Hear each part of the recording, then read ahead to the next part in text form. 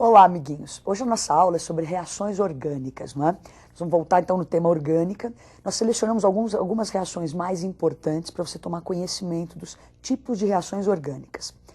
Vamos ao primeiro tipo, que é uma reação de substituição. Olha o nome como está dizendo, substituição. Quer dizer que eu vou substituir num composto orgânico ou um radical orgânico ou um átomo por outro radical ou por outro átomo. Então uma substituição, uma troca. Dá uma olhadinha no exemplo na tela.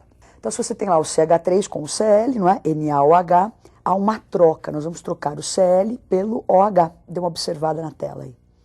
Então, nós substituímos o cloro pelo OH.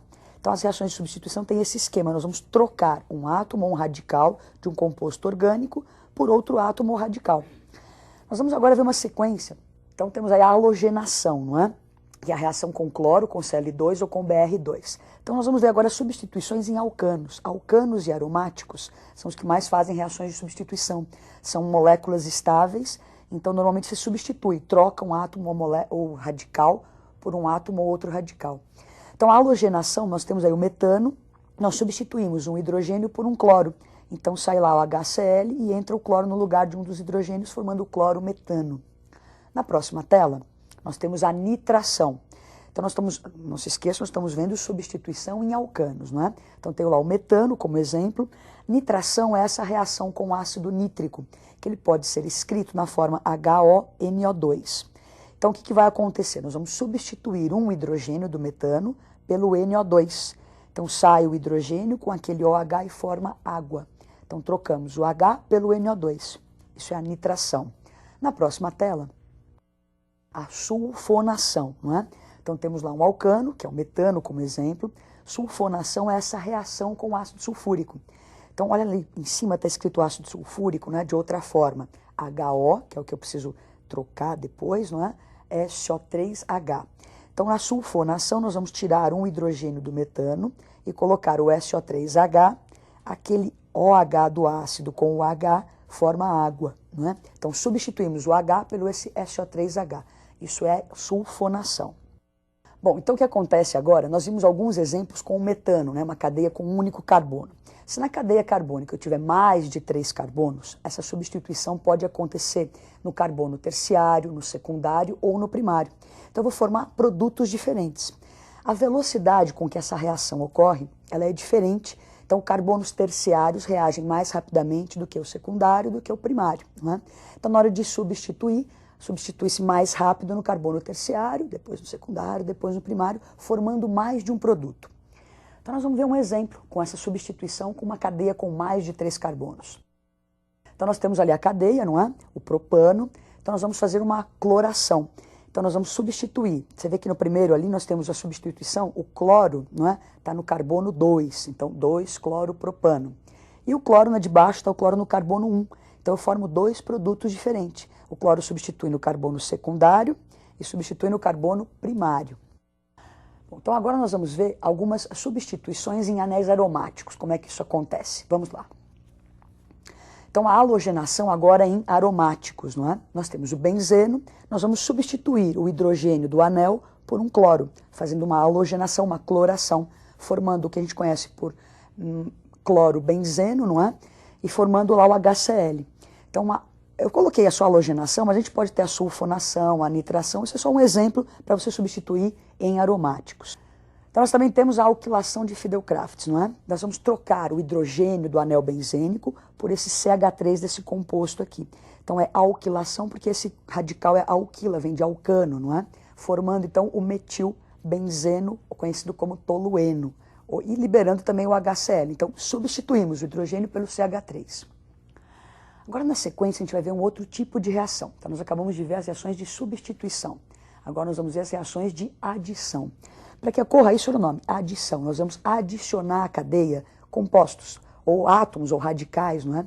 Então, é preciso que nessa cadeia exista uma dupla ou uma tripla ligação. E é justamente o ponto fraco da cadeia. Nessa dupla ou nessa tripla, nós vamos quebrar uma das ligações e acrescentar átomos novos. Então, vamos a alguns exemplos. Então nós temos aí um exemplo de reação de adição, né? Tem a dupla, nós vamos quebrar uma das ligações da dupla, ficam sobrando então elétrons livres, é justamente aonde entra, onde você adiciona o cloro. Então agora nós vamos para uma sequência de exemplos de reação de adição. O esquema funciona assim, né? Quando eu fazer essa adição, vou quebrar a dupla, principalmente quando for um composto HX, tem um rapazinho chamado Markovnikov que deu essa regrinha, regra de Markovnikov. Se eu vou fazer uma reação de adição com um composto HX, que pode ser HCl, HBr, HI ou a própria água, não é? A regrinha diz o seguinte: o hidrogênio vai entrar no carbono que está mais hidrogenado, não é? Então, na sequência, você vê um exemplo. Eu tenho aí o propeno, temos lá a dupla ligação, nós vamos quebrar a dupla. Então, você tem um dos carbonos tem 2 hidrogênios e o outro tem um hidrogênio só. Então, o hidrogênio entra no carbono mais hidrogenado. Então, vai entrar ali no CH2 e o cloro entra no outro átomo de carbono, formando 2-cloropropano, né? Então, essa regrinha é a regrinha de Markovnikov. O hidrogênio entra no carbono mais hidrogenado. Então, agora vamos para alguns exemplos de reações de adição. E é bom que você lembre dessa regrinha para quando for necessário, né? Então, a primeira reação de adição é a hidrogenação catalítica, né? Hidrogenação é essa adição de hidrogênio. Então, nós temos o eteno reagindo com o hidrogênio em presença de níquel, que funciona como catalisador.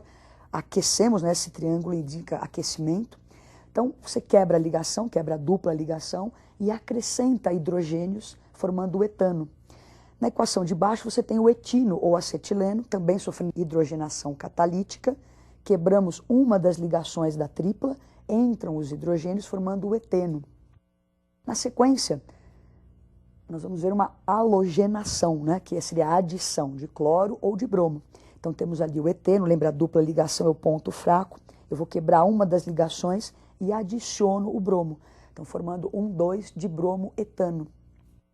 Na próxima tela nós vamos ver mais uma reação de adição. Então agora a adição de um composto HX, que pode ser o HCl, HBr ou HI. Então nós temos o etino, não é? Nós vamos acrescentar o ácido clorídrico, HCl.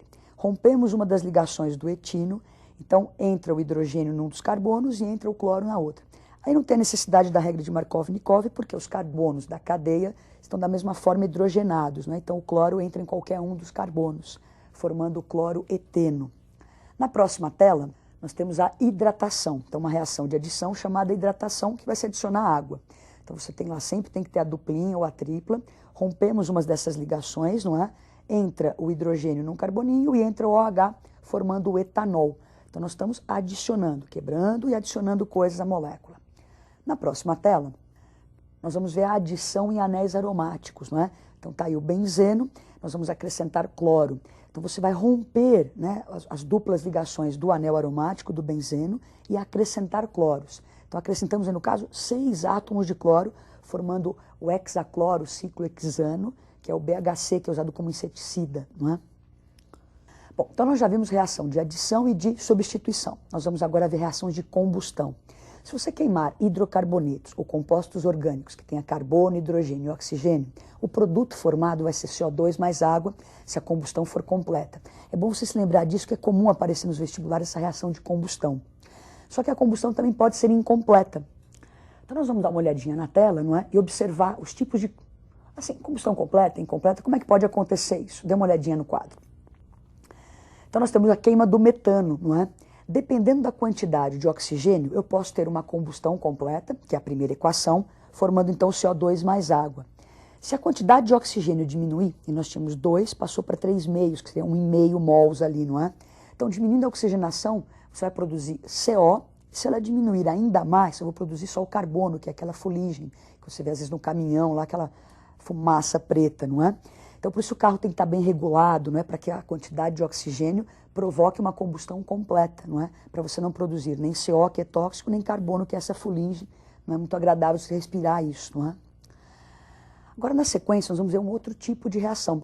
Reação extremamente importante, que são as reações de esterificação, justamente para se formar os ésteres, não é? Então, essa reação grave bem, combustão, esterificação, são reações bem importantes no vestibular.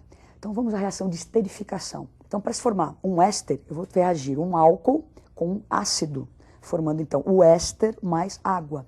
A reação contrária, se eu pegar um éster, reagir com água, vai formar, então, seria a hidrólise, não é? Formaria novamente o ácido mais álcool. Vamos ver um exemplo de uma esterificação. Temos aí o ácido etanóico, que é o ácido acético, reagindo com o metanol, né? Ou álcool metílico. Então, o que acontece? Na esterificação, o OH do ácido carboxílico interage com este H do álcool, formando água, e você vai unir essas pontinhas aí, ó, que sobraram. Então nós vamos tirar a água e vamos emendar essas coisas, como você pode ver agora no produto. Então olha lá o que aconteceu, não é? Aquela parte, o CH3 dupla O, é que veio do ácido, o OCH3 veio do álcool e saiu água, formando então o éster etanoato de metila. Agora nós vamos para o nosso último tipo de reação orgânica, que é a saponificação. Também bastante importante. Olha, combustão, essa esterificação e a saponificação para o seu vestibular são muito importantes, não é?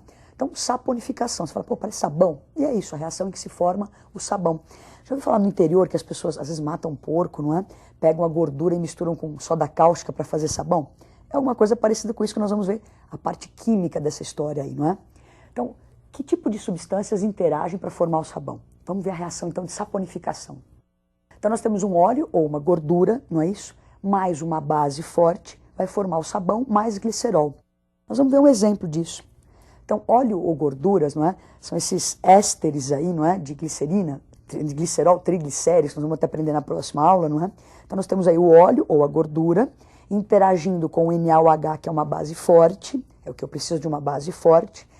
Na hora da reação, então nós vamos trocar esses radicais que estão ali no éster, não é? Pelo Na. Então nós vamos formar 3 molequinhas do RC+OO+Na+, não é? Então que é o sabão, que é um sal de ácido graxo, e mais a glicerina. Então óleo mais gordura, com a base forte, formou o sabão e o glicerol. Vamos ver a próxima tela? Então ó, o sabão é um sal de ácido graxo. O que é isso, ácido graxo, não é? É um ácido, é um sal com ácido carboxílico de cadeia longa. Então, aquele ácido que deu origem ao sabão tem uma cadeia com mais de 12 carbonos, é chamado de ácido graxo. Nós fizemos a reação de saponificação usando o NaOH, no exemplo que nós demos ali, não é? Isso origina um sabão duro. Se você trocar o NaOH pelo KOH, que é uma outra base forte também, o hidróxido de potássio, você vai obter um sabão mole. Bom, agora nós vamos tentar imaginar como é que seria a ação do sabão para retirar a gordura de um prato, não é? A molécula de água tem uma certa polaridade, ela é polar. A molécula do sabão, onde tem aquele mais e menos ali do Na+, e o O-, é um pedacinho da molécula que é chamado de polar, tem um dipolo elétrico. E tem a cadeia carbônica, que seria a parte apolar. Então vamos tentar entender como é que essas coisas se combinam para retirar a gordura do prato. Então nós temos a cadeia ali, representando o sabão, aquele desenhinho com aquele tracinho, aquela bolotinha ali. Então pedaço apolar, que é a parte que não interage com a água, e sim com a gordura.